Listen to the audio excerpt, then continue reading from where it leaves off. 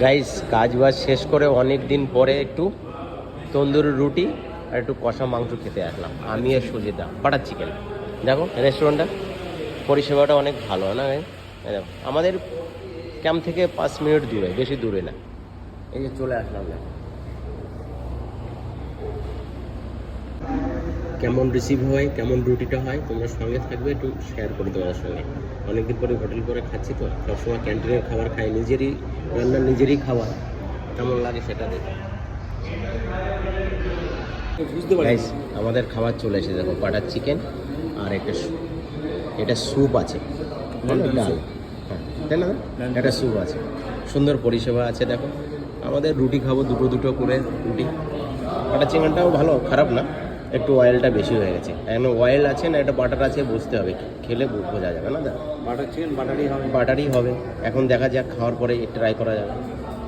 আমি পিছনে আছি গাইস, সলভ করে দেখি কেমন লাগে, দেখা যাক।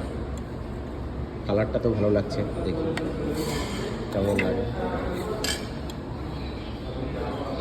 তাই না? সঙ্গে থাকবে তো। স্যুপটা কেমন আছে? ঠিক আছে না? চামচ দিয়ে খাবি? ঠিক আছে। ডালটার ভিতর ঢেলে দেবো না, মজা নষ্ট হয়ে যাবে। ঠিক আছে দাদা। গাইস গরম গরম রুটি দেখো কেমন লাগে, কেমন লাগবে খেতে বলো তো?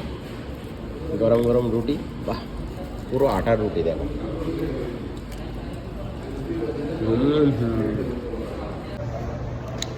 ভালো বানিয়েছে সেটা।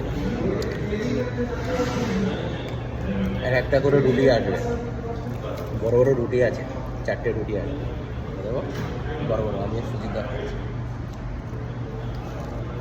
অনেক দিন পরে, 6 মাস পরে একদিন এলাম খেতে।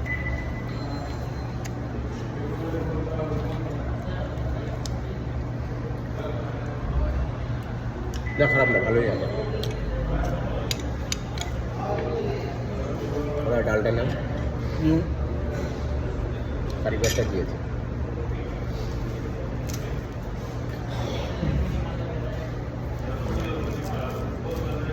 আমাদের রুমের সামনে, বেশি দূর না।